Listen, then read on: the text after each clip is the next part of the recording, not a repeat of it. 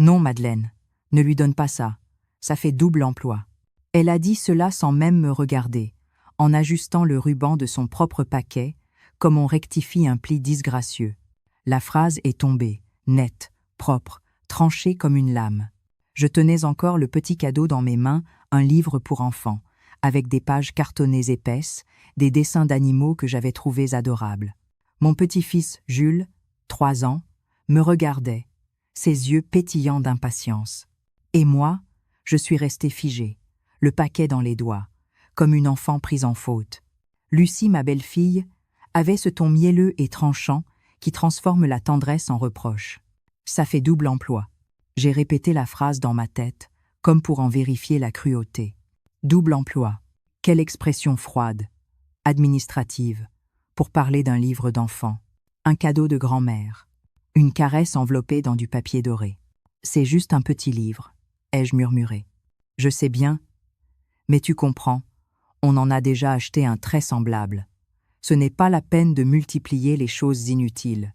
Jules est déjà trop gâté. Elle souriait, polie, sûre d'elle. Mon fils, lui, a hoché la tête sans un mot. Il ne disait jamais rien dans ces moments-là. C'est ce silence-là, plus que ces mots à elle, qui m'a fendu le cœur. J'ai regardé Jules, qui, du haut de sa chaise, fixait le petit paquet dans mes mains. Il ne comprenait pas. Il savait seulement que ce paquet était pour lui, qu'il avait été choisi avec amour, qu'il sentait encore un peu la lavande de mon salon. Et maintenant, ce cadeau devenait un objet interdit. « Tu peux le garder chez toi, maman, » a dit mon fils. « Tu le lui donneras une autre fois. » Mais on ne donne pas une autre fois à un enfant de 3 ans. Pas à Noël, pas devant le sapin. On ne reporte pas la joie. La joie, c'est maintenant ou jamais. J'ai senti mes doigts se crisper sur le ruban. J'ai voulu parler, protester, mais ma gorge s'est refermée. Je me suis contentée de sourire ce sourire automatique qu'on apprend avec les années, celui qui évite les scènes, qui protège les apparences. Je l'ai entendu dire. « Tu comprends, Madeleine, il faut éviter les doublons. On veut qu'il apprenne la simplicité. » Et moi, j'ai pensé. La simplicité, c'est toi qui la confonds avec le contrôle. J'ai reposé doucement le paquet sur mes genoux, puis je l'ai glissé dans mon sac, comme on cache une blessure qu'on ne veut pas montrer. Jules m'a regardé, un peu déçu, mais déjà distrait par un camion en plastique. Les enfants ont cette grâce de l'oubli immédiat. Nous, les adultes, nous gardons tout. Le reste du repas s'est déroulé dans une gaieté forcée. Lucie riait fort, servait le vin, commentait la décoration du sapin. Moi, j'entendais encore résonner « ça fait double emploi » dans ma tête, comme un marteau sur du verre. Chaque phrase qu'elle prononçait semblait vouloir me rappeler ma place, celle de la visiteuse tolérée, de la femme d'un autre temps, dont les gestes d'amour sont désormais considérés comme des maladresses. Quand le repas fut terminé, je suis allée aider à débarrasser la table. Lucie a posé sa main sur mon bras. « Non, laisse Madeleine, on va gérer. Tu es notre invitée, repose-toi. » Mais dans sa voix, il n'y avait ni douceur ni respect. Seulement cette volonté tranquille de m'exclure des gestes simples, ceux qui font qu'on se sent encore utile. Je suis rentrée tôt. Sur le trajet, le petit livre me brûlait dans le sac. Je sentais son poids, minuscule et symbolique, comme une preuve d'exil. Arrivée chez moi, j'ai posé le paquet sur la table. Je ne l'ai pas déballé. Je me suis assise et j'ai laissé le silence m'envahir. Il faisait froid. J'ai allumé la lampe verte de pierre, celle qui a vu toutes mes veilles et toutes mes colères rentrer. J'ai ouvert mon carnet vert, celui où je note les choses qu'il ne faut pas oublier. J'ai écrit « 24 décembre. Lucie a refusé que je donne un livre à Jules. Ça fait double emploi, a-t-elle dit. Le double emploi, c'est moi. Je suis devenue la grand-mère de trop. Je suis restée longtemps à regarder cette phrase. Et soudain, une idée m'a traversée, froide et claire. Si j'étais devenue inutile dans leur maison, je devais redevenir indispensable ailleurs. Pas pour me venger, pour me relever. Je me suis levée. J'ai pris le petit paquet. J'ai arraché le papier d'un geste sec. Le livre est apparu, bleu et jaune, avec des animaux dessinés à la main. J'ai caressé la couverture. Et j'ai murmuré. « Ne t'en fais pas, petit livre. On trouvera quelqu'un qui aura besoin de toi. » Ce soir-là, j'ai compris que la vraie douleur ne vient pas du rejet, mais du moment précis où l'amour devient superflu. Et ce mot superflu allait, sans que je le sache encore, devenir le début de ma revanche. Il fut un temps où Noël sentait la cire chaude, la mandarine et le pain brioché. Un temps où les lumières ne clignotaient pas, mais palpitaient doucement, dans le reflet des vitres embuées. Dans ces années-là, la maison riait. Pierre accrochait les guirlandes en sifflotant, et Thomas, encore petit, courait partout avec le bonnet de laine qui glissait sur ses yeux. Je préparais tout à l'avance, la dinde, la nappe, les bougies, la musique. Je ne connaissais pas la fatigue, ou peu, être que je ne voulais pas la reconnaître. J'aimais ces veilles de fête où tout semblait suspendu, fragile, parfait. Notre maison, à cette époque, était pleine de monde. Les voisins passaient dire un mot, les enfants du quartier entraient voir le sapin. Il y avait toujours quelque chose sur la table, une soupe, une tarte, un vin chaud.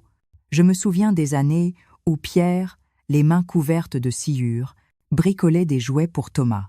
Un cheval à bascule, une boîte à musique, un petit bateau qu'il avait verni dans la cuisine. Il y mettait des semaines, avec cette patience tranquille des hommes qui savent aimer sans beaucoup de mots. C'était ma richesse à moi, cette maison pleine, cette chaleur simple. Je ne mesurais pas encore la valeur des choses, ni celle des gestes.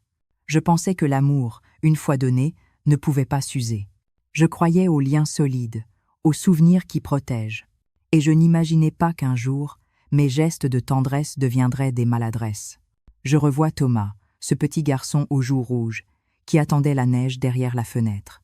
Il guettait la première étoile pour demander un vœu de Noël, disait-il. Et chaque année, son vœu était le même. Que maman reste toujours à la maison. Je riais. Je lui répondais. Et si je pars, ce sera pour chercher les étoiles que tu veux, pas pour les fuir. Il me croyait, et moi aussi. Les années ont passé. La maison s'est un peu usée. Pierre a vieilli, sans que je m'en rende compte. Puis il est parti un matin de janvier, sans un mot de trop, comme on éteint une lampe avant l'aube. J'ai cru que tout s'effondrait. Mais Thomas était là. Il m'avait promis « Ne t'inquiète pas, maman. Tu ne seras jamais seule. » Cette phrase m'a tenue debout pendant longtemps. Je l'ai gardée comme un talisman, une promesse d'enfant devenue serment d'homme. Quand Lucie est arrivée dans sa vie, j'ai voulu l'aimer d'emblée. Elle était vive, élégante, un peu distante, mais j'y ai vu de la pudeur. Je me souviens encore du premier Noël où je l'ai accueillie. Elle avait apporté un gâteau au chocolat revisité, disait-elle. Je n'ai pas compris ce mot, mais j'ai souri, sincèrement. J'ai voulu qu'elle se sente chez elle. Je lui ai prêté mon tablier, je lui ai laissé la place à table. J'étais heureuse de la voir rire avec Thomas. Ce soir-là, elle m'avait dit « Chez vous, on sent le passé, mais c'est beau. » Je l'avais prise pour un compliment. Avec le recul, je crois que c'était déjà un avertissement. Peu à peu, les Noëls ont changé. Les nappes blanches ont été remplacées par des nappes en lin gris plus modernes, les bougies par des guirlandes à piles, les recettes par des plats légers sans crème. Lucie disait que c'était mieux ainsi. Et moi, je la laissais faire. Je croyais à la transmission, mais je n'avais pas compris qu'elle voulait surtout effacer les traces. Quand Jules est né, j'ai ressenti un bonheur animal, pur, presque douloureux. Je me suis dit, enfin, la vie revient. Je voyais dans ce petit visage quelque chose de Pierre, de Thomas, et un peu de moi. Je rêvais de lui offrir ce que j'avais donné à son père. La tendresse, les odeurs de gâteau, la patience des contes. Je tricotais déjà des chaussons, avant même qu'ils ne marchent. Je pensais naïvement qu'on me laisserait ce rôle, celui de la mémoire, du fil invisible qui relie les générations. Mais la modernité de Lucie n'aimait pas les fils. Elle préférait les lignes droites.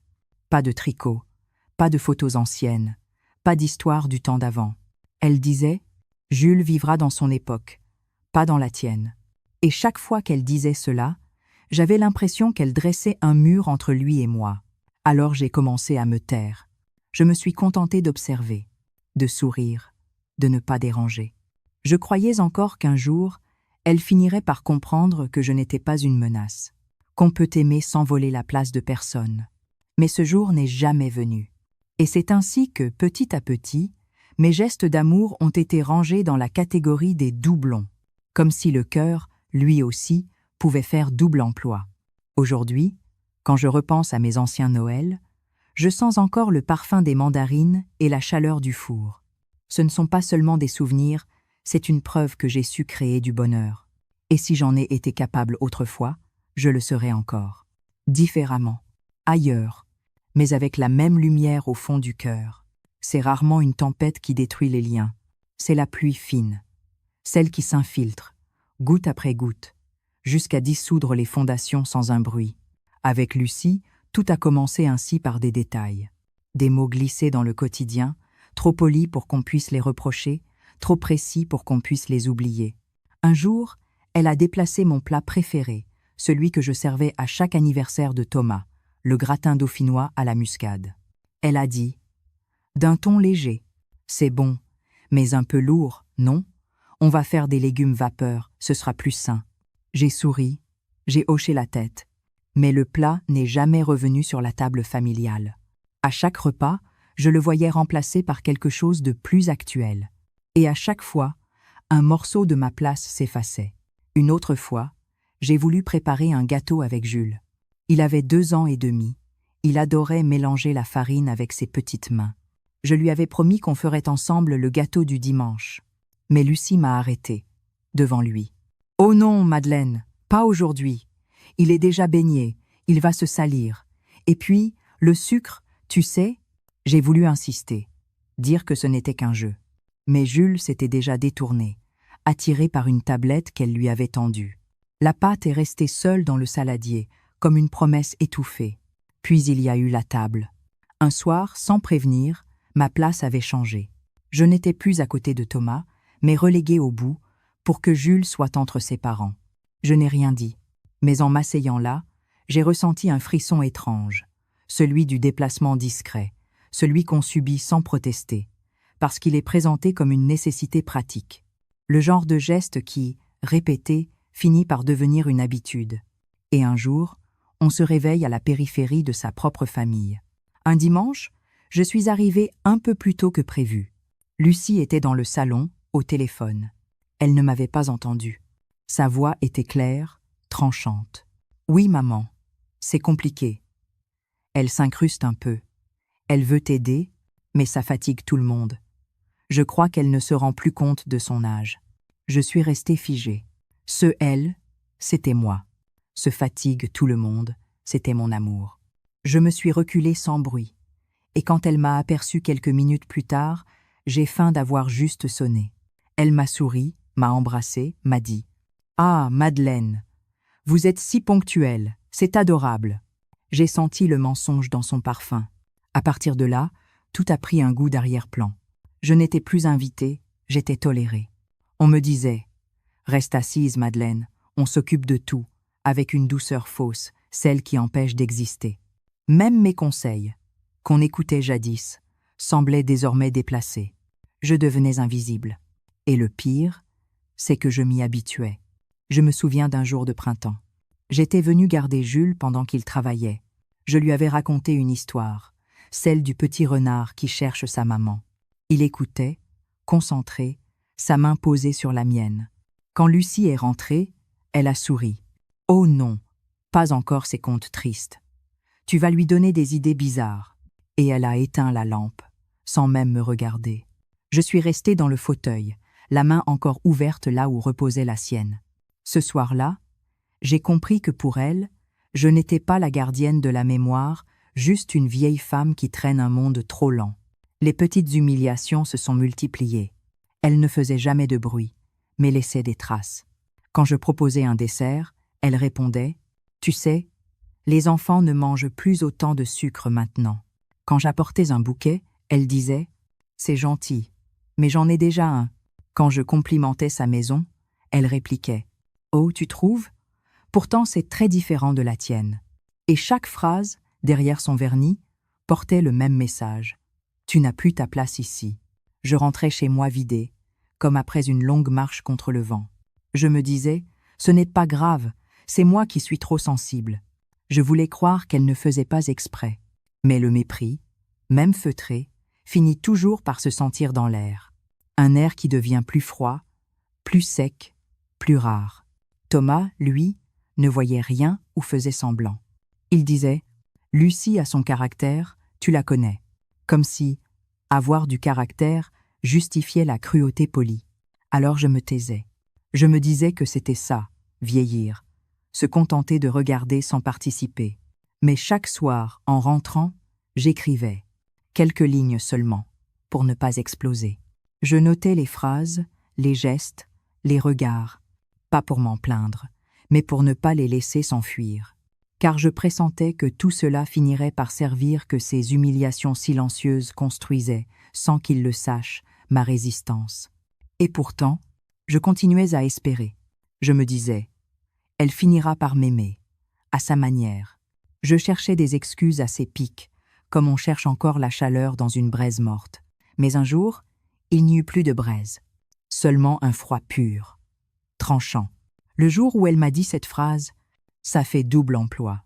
Et là, tout ce que j'avais encaissé s'est aligné, parfaitement, comme les pièces d'un puzzle cruel. Ce n'était pas une maladresse, c'était un programme. C'est arrivé un après-midi de février, froid et sans promesse. Le ciel avait la couleur du zinc, et le vent rabattait la pluie contre les vitres du salon. Lucie m'avait invité à venir un peu voir Jules après la sieste. J'avais préparé un petit gâteau au yaourt, celui qu'il adorait, avec un pot de confiture maison que j'avais faite la veille. Je voulais juste partager un goûter, rien d'autre. Mais ce jour-là, sans le savoir encore, j'allais comprendre que je n'étais plus seulement mise à distance, j'étais exclue. Quand je suis arrivée, la porte était entr'ouverte. J'ai entendu des voix dans le salon. Thomas, Lucie et une autre femme. Une voix étrangère, posée, professionnelle. Alors, vous confirmez bien, Madame Garnier, que votre belle-mère n'a plus de clef de la maison? Un silence. Puis la voix de Lucie. Non, bien sûr. C'est mieux ainsi. On évite les passages impromptus. Vous comprenez? Elle a tendance à venir sans prévenir. Et ça dérange l'organisation de Jules.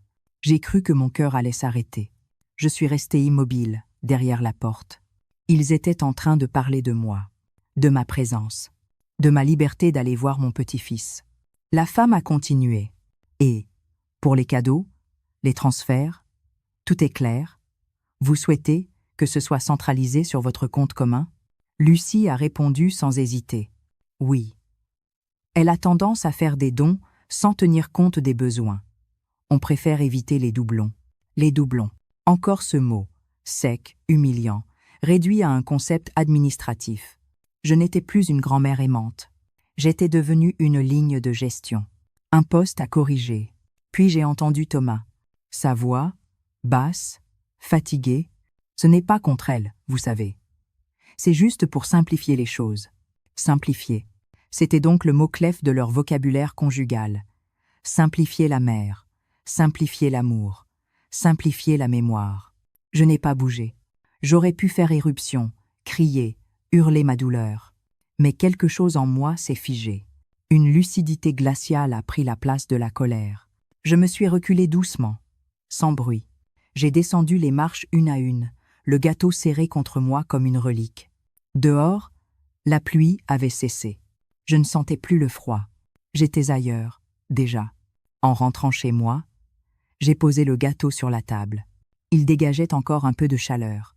J'ai sorti mon carnet vert. J'ai écrit, d'une main tremblante. 14 février. J'ai entendu. Ils ont parlé de moi comme d'un problème logistique.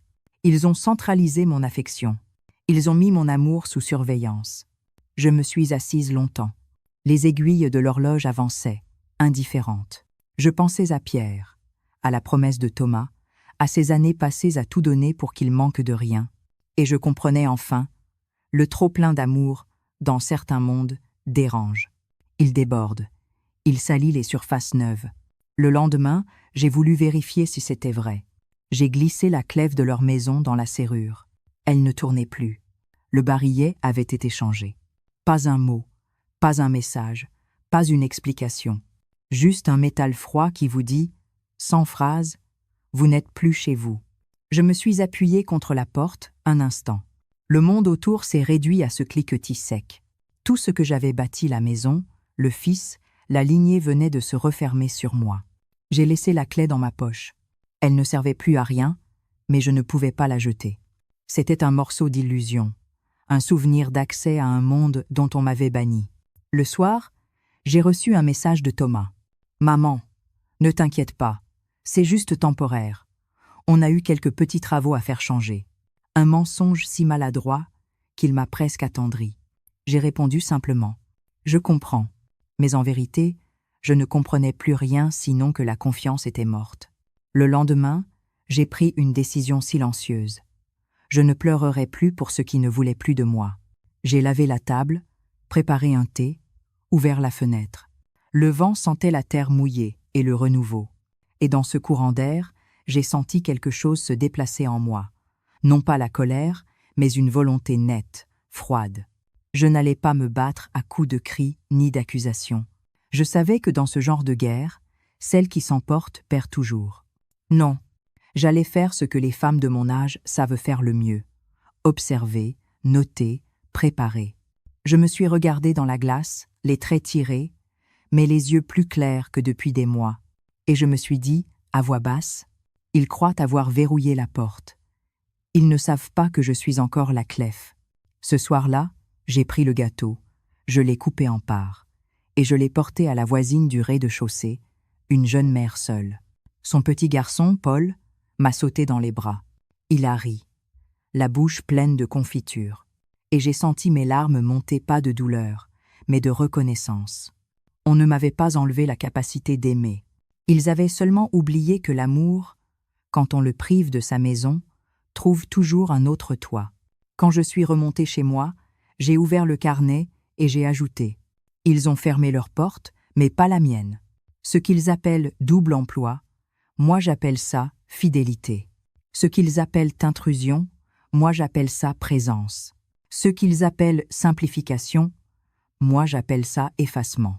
Et je refuse d'être simplifié. C'est ce soir-là, dans cette lumière d'hiver tremblante, que j'ai décidé que le prochain Noël ne serait plus un terrain d'humiliation, mais un chapitre de vérité.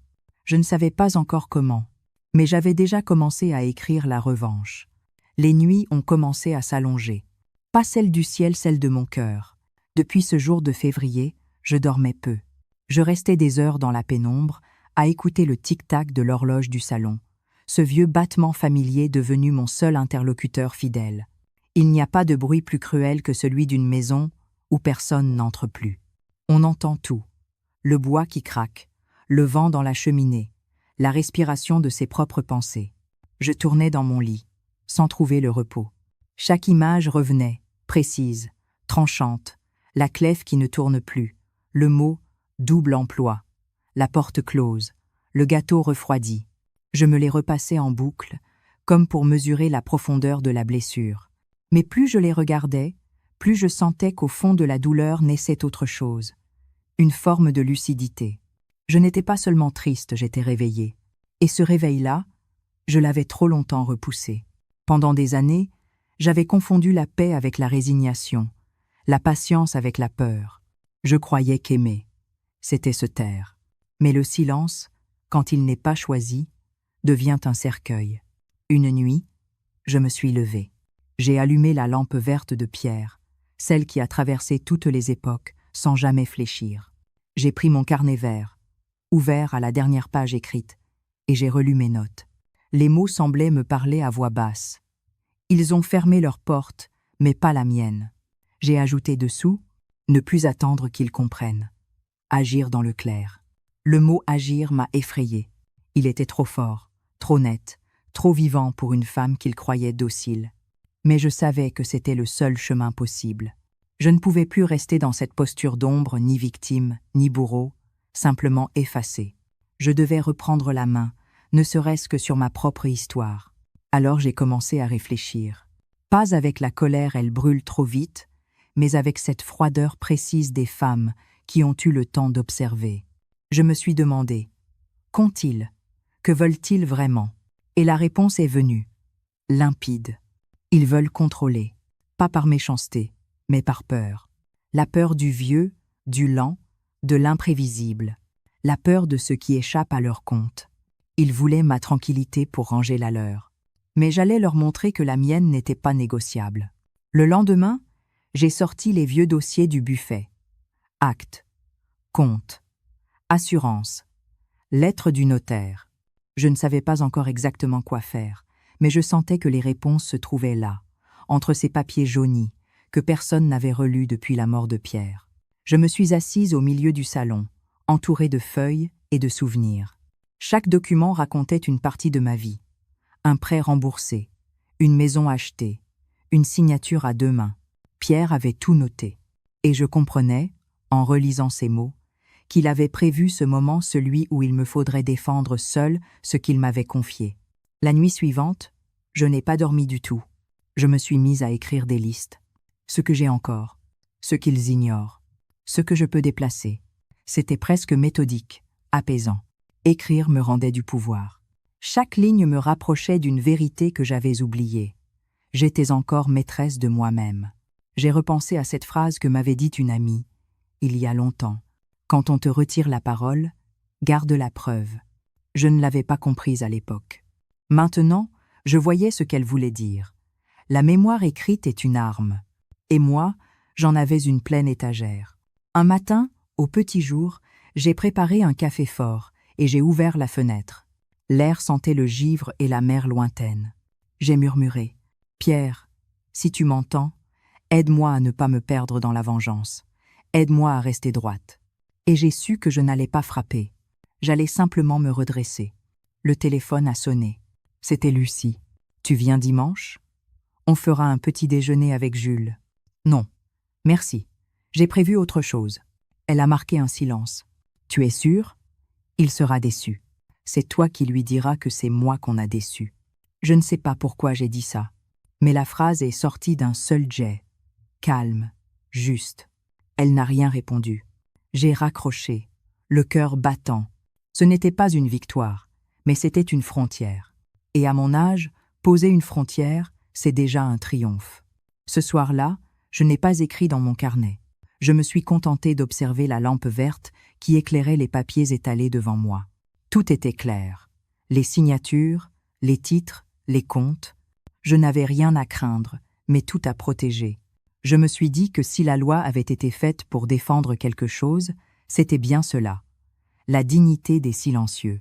Je suis allée me coucher au petit matin. Et pour la première fois depuis des semaines, j'ai dormi d'un sommeil lourd, profond, sans rêve. J'avais enfin trouvé la forme de mon courage. Ce n'était ni un cri, ni une vengeance. C'était une décision, celle de préparer. Et dans ce mot-là, préparer, il y avait tout. La méthode, la mémoire et la lumière.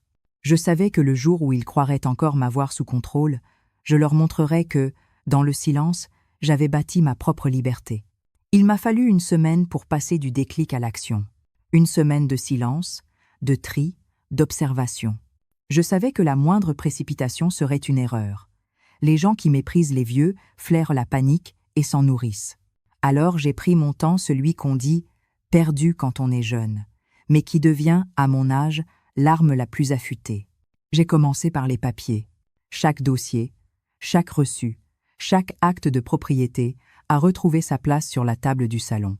J'ai relu tout, sans exception. La maison, les comptes, les assurances, les papiers de Pierre, tout ce qui portait mon nom, et surtout, ce qui pouvait, un jour, ne plus le porter. Ensuite, j'ai pris rendez-vous avec Maître Lenoir, un notaire que j'avais connu par Mireille, ma voisine du 3e. Elle m'avait dit « C'est un homme discret, Madeleine. Il ne fait pas de commentaires, il agit. » C'était exactement ce qu'il me fallait. Je me suis rendue à son étude un matin de mars, le cœur battant. Le bureau sentait la cire et le papier ancien. Les murs, tapissés de livres reliés, dégageaient une gravité rassurante. Maître Lenoir m'a salué d'une poignée de main respectueuse. « Que puis-je faire pour vous, Madame Garnier ?» Je lui ai raconté l'essentiel, pas les émotions, pas les humiliations, mais les faits. Le changement de serrure, la gestion centralisée, les cadeaux refusés, les mots enregistrés dans mon carnet. Il m'a écouté sans m'interrompre, hochant parfois la tête.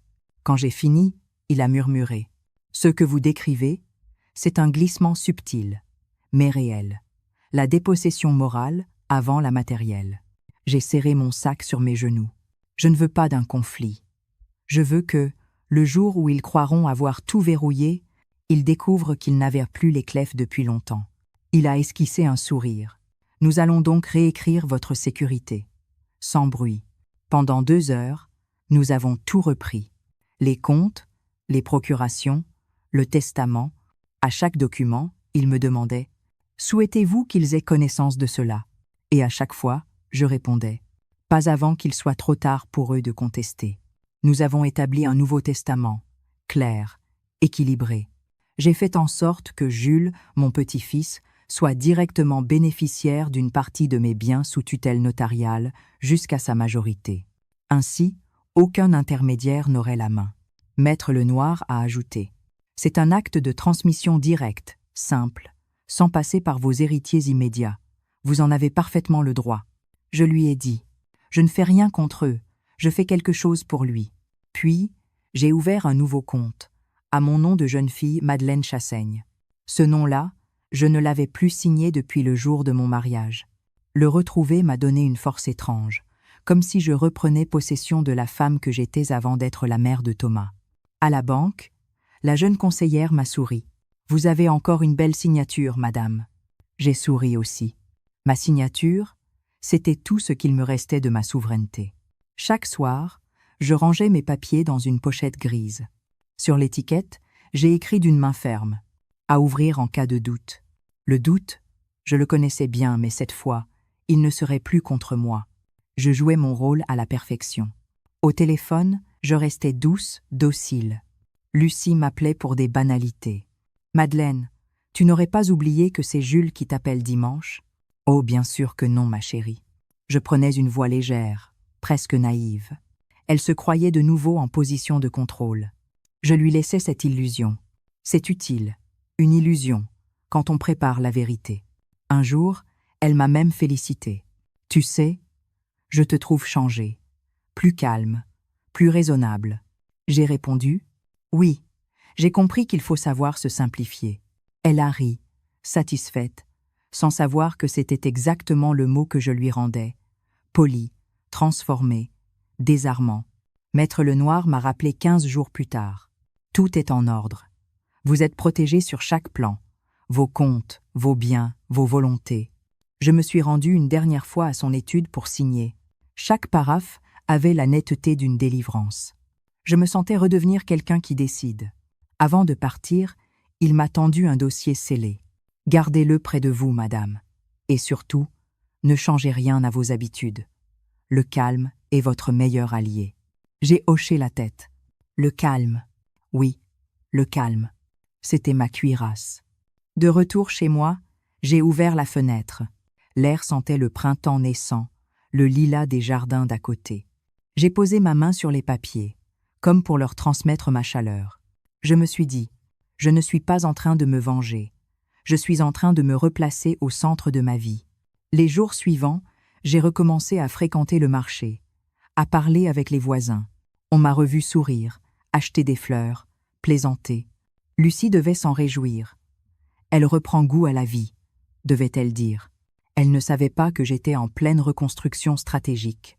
Un matin, elle m'a appelé. « Madeleine, tu pourrais venir dimanche ? On veut te parler d'un projet pour l'avenir. » « Bien sûr, ma chérie. J'apporterai quelque chose. » J'ai raccroché et j'ai souri, parce que je savais déjà que ce projet allait se heurter à mes signatures neuves, à mes actes verrouillés, à ma lucidité. Leurs plans s'effondreraient dans leur propre salon, proprement, sans éclat. J'ai ouvert mon carnet vert et j'ai écrit. Quand on me croyait docile, je scellais ma liberté. Quand on me disait simplifié, je réapprenais la complexité du droit. Quand on riait de ma lenteur, je gagnais du temps. Et le temps, c'est la seule monnaie que les arrogants ne savent pas compter. Je me suis couché tôt, paisible. Le lendemain, j'allais affronter leur dernier piège. Et cette fois, c'est moi qui allais tenir les clefs. Le dimanche suivant, le ciel était clair, presque trop. Ce genre de lumière qui dévoile tout, même les visages trop maquillés. J'avais mis mon manteau gris, celui que Pierre aimait. Je savais qu'ils me donnaient une allure paisible, l'arme parfaite. Quand je suis arrivée chez eux, Lucie m'a accueillie avec un sourire figé. « Ah, Madeleine, tu tombes bien. On venait justement de parler de toi. » Son ton m'a rappelé les vieilles institutrices. Doux, mais dangereux. J'ai hoché la tête. « Alors, de quoi s'agit-il ? Assieds-toi, tu vas voir, rien de grave. » Sur la table, un dossier blanc, épais. J'ai reconnu le genre d'enveloppe qu'on utilise pour les documents à paraffer. Mon cœur a battu une fois, calmement. Leur piège était prêt. Le mien aussi. Thomas est arrivé du salon, mal à l'aise. « C'est juste une mise à jour, maman. Pour la maison, pour que tout soit clair si un jour… » Il s'est arrêté. « Si un jour, tu veux que ce soit plus simple pour nous. » Lucie a ajouté, d'une voix trop douce. « On s'occupe de tout. Tu n'auras plus rien à gérer. » Comme ça, pas de soucis de papier, de taxes. Elle a glissé le dossier vers moi. « C'est juste une délégation. Tu gardes tout, évidemment. » Je n'ai rien répondu. Je me suis contentée d'ouvrir lentement l'enveloppe. 3 pages. Des phrases longues, administratives, sèches. Et, au milieu d'un paragraphe discret, autorisation donnée à Monsieur et Madame Garnier de gérer les biens et comptes de Madame Madeleine Garnier à titre permanent. J'ai relevé la tête. « C'est vous qui avez rédigé cela ?» Lucie a souri. « Oh, non. Un ami notaire. Tu sais, c'est juste une formalité. » Elle avait pris ce ton rassurant qu'on adopte avec les personnes âgées, qu'on croit dépassées. Thomas a ajouté « C'est pour t'éviter des démarches inutiles. » Je les ai regardés l'un après l'autre. Je n'ai rien dit. Je n'avais plus besoin de mots. Je me suis levée doucement. Dans mon sac, j'avais ma propre enveloppe, celle de Maître Lenoir, cachetée, scellée. Je l'ai sortie, l'ai posée sur la table, juste à côté de la leur. 2 enveloppes, la blanche de leur duplicité, la beige de ma lucidité. Lucie m'a regardée, surprise. « Qu'est-ce que c'est ? » Une simple mise à jour, moi aussi. J'ai glissé l'enveloppe vers elle. Sur le devant, l'encre bleue formait un sceau net. Acte enregistré, Maître Lenoir, notaire. Elle a pâli. « Qu'est-ce que tu as fait ? » Rien d'illégal, rassure-toi. Seulement ce que fait toute personne sensée, protéger ce qu'elle possède encore. Thomas a voulu parler, mais sa voix s'est étranglée. « Tu as changé ton testament ? » ?»« Oui. Sans nous prévenir, je croyais que vous aimiez les surprises. » Lucie a serré la mâchoire. « Madeleine, tu dramatises. On voulait simplement t'aider. » »« Non, Lucie. Vous vouliez gérer. Ce n'est pas pareil. » Un silence a suivi, si dense qu'on aurait pu entendre la pendule du couloir respirer. Je les regardais s'effondrer, lentement, comme une façade trop repeinte. Lucie a rougi. Thomas fixait la nappe, honteux. « Et qu'est-ce qu'il y a dans cette enveloppe ?»« Hâtée, elle reprit. Des papiers qui vous concernent un peu, mais qui ne dépendent plus de vous. La maison est sous clause de protection, mes comptes sont indépendants, et Jules est bénéficiaire direct d'une partie de mon héritage. Tu n'as pas le droit. » « Si, Lucie. J'ai exactement le droit, et le devoir même. Celui de ne pas me laisser déshabiller sous prétexte d'amour. » Elle a voulu se lever, crier, peut être. Mais Thomas l'a retenue. Je voyais dans ses yeux une peur nouvelle. Non pas celle de perdre de l'argent, mais celle de se voir enfin dans le miroir que je leur tendais. Je me suis levée à mon tour. J'ai pris leur dossier blanc. Je l'ai refermé sans le lire davantage. « Gardez-le. Il vous servira peu, être, pour quelqu'un d'autre. » Puis j'ai ouvert mon sac, lentement. J'en ai sorti un petit objet, soigneusement emballé. Un livre pour enfants, celui que je n'avais jamais pu offrir à Jules à Noël. Je l'ai posé sur la table, entre eux. « Tiens, Lucie. Regarde bien. C'est ça, mon vrai testament. » Elle a baissé les yeux vers le livre. Sur la couverture, un ours brun dessinait un sourire maladroit. Un livre ? Oui. Le premier cadeau qu'on m'a refusé. Je le laisse là. Qu'il vous rappelle un jour ce que vous avez tenté d'effacer. Je me suis dirigée vers la porte. Lucie a lâché, la voix cassée. « Tu es cruelle. » Je me suis arrêtée. « Non, Lucie. Je suis devenue exacte. » Thomas s'est approché, les yeux pleins d'eau. « Maman, pourquoi tout ça ? Parce que vous m'avez obligé à vous montrer que la douceur n'est pas la faiblesse. Parce que j'ai voulu que, quand vous direz « elle n'a rien fait », ce soit faux. Je suis sortie sans claquer la porte. Le soleil, dehors, m'a ébloui. Il faisait froid, mais j'étais légère. Je marchais lentement, chaque pas comme un acte signé. Je savais qu'il ne me rappellerait pas avant longtemps. Et c'était très bien ainsi. En rentrant, j'ai ouvert mon carnet vert. J'ai écrit. Aujourd'hui, ils ont découvert que je ne leur appartenais plus. J'ai rendu le calme à sa vraie fonction, celle de la défense. Le piège s'est refermé, mais pas sur moi. J'ai préparé un thé, sans trembler. Et dans la vapeur qui montait de la tasse, j'ai cru voir le visage de Pierre, sourire discret, regard fier. Je lui ai murmuré. « C'est fait, mon amour. » J'ai rendu le nom que tu m'avais laissé à sa dignité. Dehors, le vent d'avril se levait, clair, tranchant. Et pour la première fois depuis longtemps, j'ai entendu dans ce vent non plus une menace, mais un chant, celui d'une femme, enfin debout, dans sa propre lumière. Les jours qui ont suivi ont eu la texture d'un matin d'après-tempête. L'air était clair, mais l'on sentait, sous la lumière, tout ce qui avait été arraché. Je n'ai pas eu de nouvelles immédiatement. Le téléphone est resté muet, et c'était un silence différent, non plus celui de la mise à l'écart, mais celui du désarroi. Je savais qu'ils étaient en train de comprendre ce qui venait de se passer. Une semaine plus tard, la première fissure s'est annoncée. Mireille, ma voisine, m'a interceptée dans l'escalier, un panier de course au bras. « Tu sais, Madeleine, on les a croisés hier. Ils avaient l'air, comment dire, lessivés. » J'ai haussé les épaules. « Ce n'est pas grave. Ils avaient besoin d'un miroir. » Elle m'a regardé longtemps, avant de murmurer. « Tu as fait ce qu'il fallait. » Les nouvelles ont circulé plus vite que je ne l'aurais imaginé. Lucie, blessée dans son orgueil, s'était mise à expliquer à qui voulait l'entendre que je l'avais trompée, manipulée, trahie. Mais plus elle parlait, plus son discours se fissurait. Au marché, on la regardait avec ce mélange de curiosité et de gêne qu'on réserve à ceux qui ont été pris en faute. Une voisine m'a dit « On sent qu'elle se débat dans quelque chose ». Et j'ai simplement répondu « Le filet qu'on tisse soi-même sert toujours plus fort ». Thomas, lui, n'a rien dit. Il s'est retiré dans un mutisme presque adolescent. Il devait se débattre entre deux loyautés, celle qu'il devait à sa femme et celle qu'il me devait à moi, celle qu'il avait reniée sans même s'en rendre compte. Je savais qu'il lui faudrait du temps, le temps qu'un fils redevienne un homme. Puis, il y a eu l'inévitable, la dispute entre eux. Une amie commune m'a tout raconté, sans même savoir que j'étais au courant de l'essentiel. Lucie l'avait accusé de n'avoir rien vu venir. Il lui avait reproché d'être allé trop loin. Ils s'étaient renvoyé leurs erreurs comme des projectiles. À la fin, le mot argent avait claqué, brutal, sec, indécent. Le vernis du couple parfait venait de se fendre.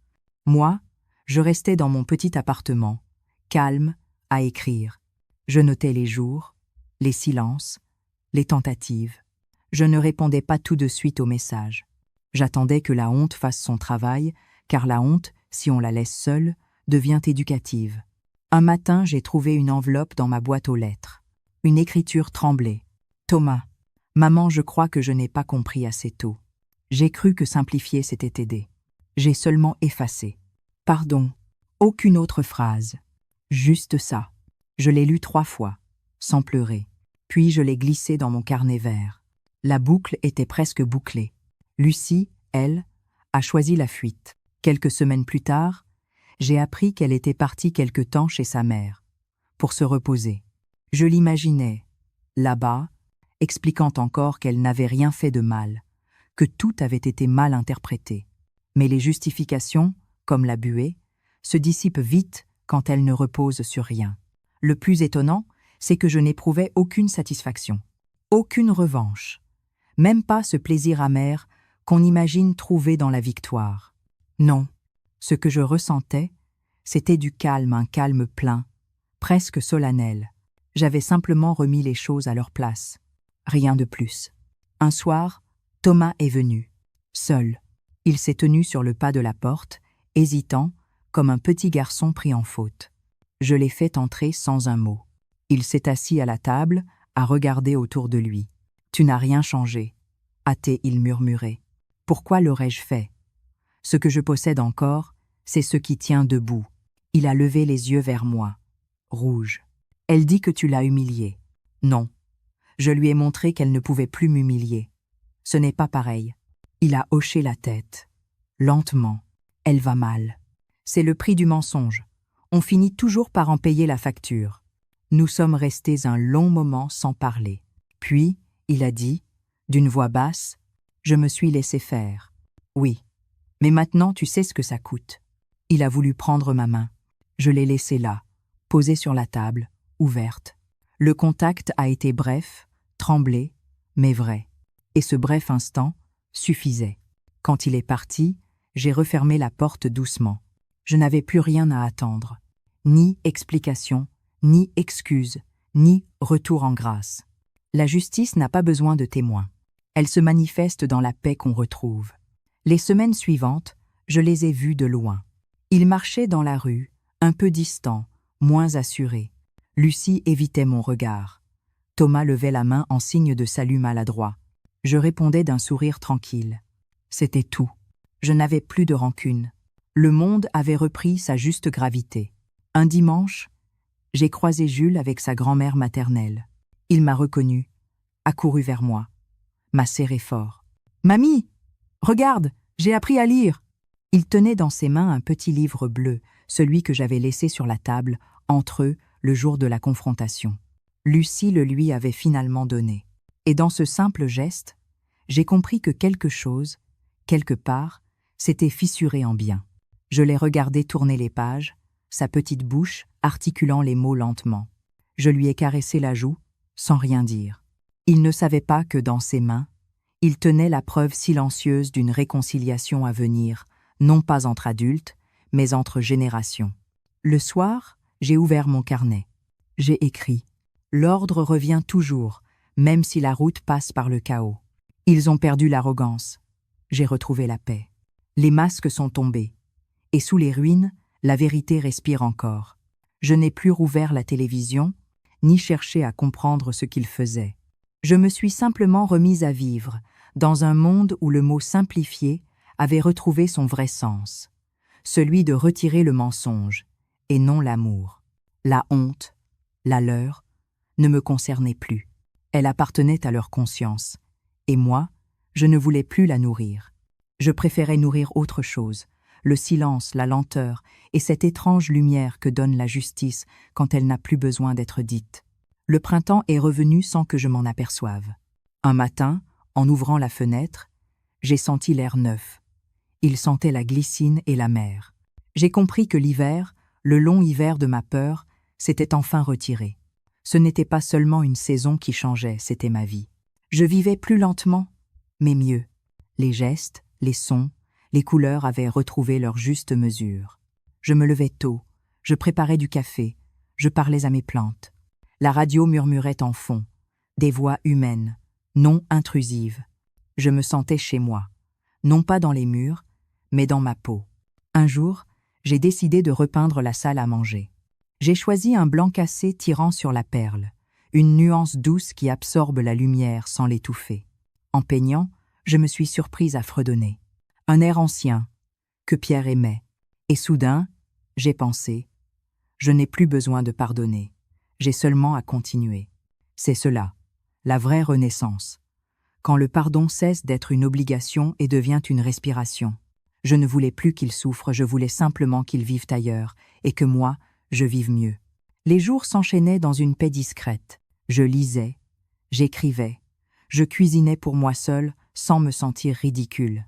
Je faisais du thé dans la théière de ma mère, celle en porcelaine fêlée, et chaque fois que je la posais sur la table, j'avais l'impression de renouer un fil invisible. Le fil des femmes avant moi, celles qu'on avait fait taire, ranger, plier, mais qui, malgré tout, avaient résisté par la patience et la clarté. J'ai recommencé à sortir. Le marché, la mer, les cafés du port. À force de m'y asseoir, on a commencé à me reconnaître. « Bonjour, Madame Madeleine. Un café allongé, comme d'habitude ?»« Oui, merci. Et un peu de lumière, si vous en avez. » Je riais. Sincèrement. Le rire était revenu, mais un rire intérieur, tranquille, sans besoin d'éclat. Je me suis inscrite à la bibliothèque municipale. La jeune bibliothécaire m'a demandé « Vous aimez les romans ?» Non. J'aime les histoires vraies, celles où les femmes finissent par se retrouver elles-mêmes. Elle m'a tendu un livre, un essai sur la dignité silencieuse. Je l'ai ouvert au hasard. La première phrase disait « Le calme n'est pas l'absence de lutte, mais la forme la plus aboutie du courage. » J'ai su que ce livre allait m'accompagner. Un dimanche, j'ai reçu une carte, une photo. Jules, au jardin, un livre dans les mains. Le livre bleu, celui de Noël. Derrière, une phrase écrite d'une main d'enfant. « Mamie, je lis ton cadeau. Il est beau.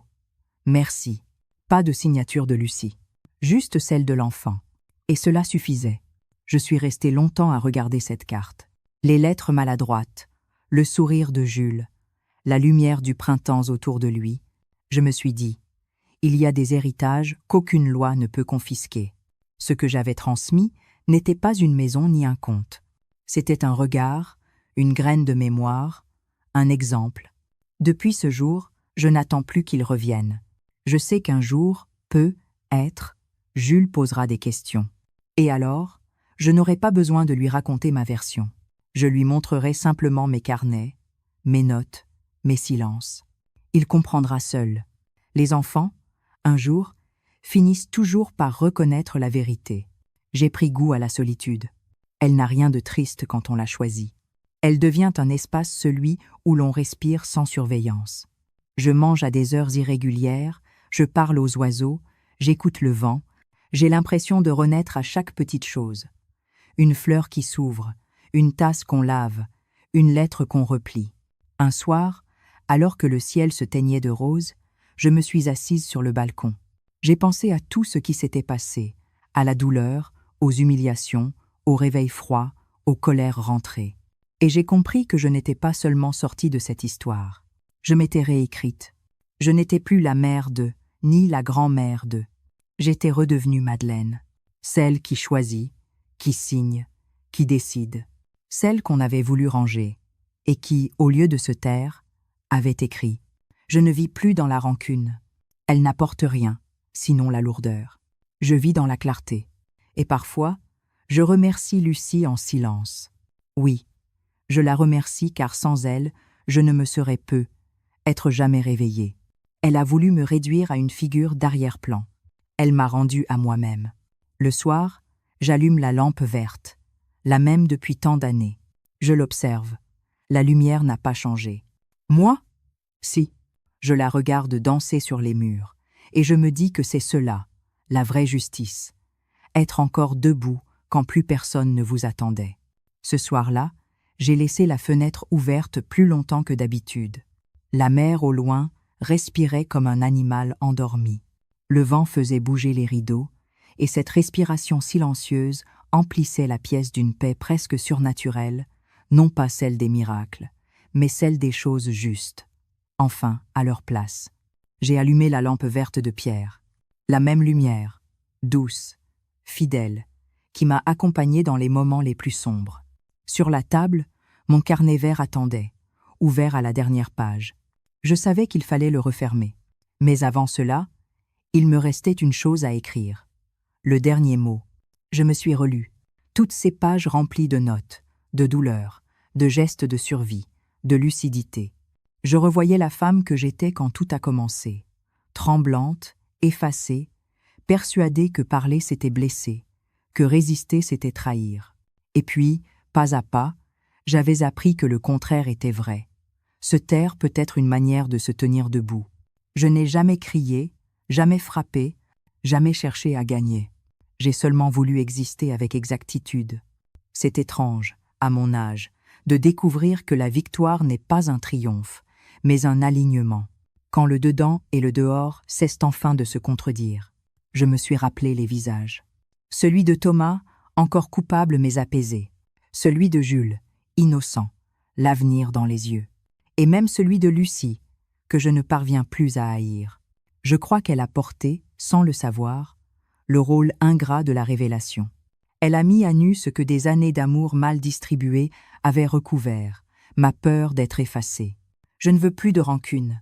La rancune use les os plus sûrement que la vieillesse.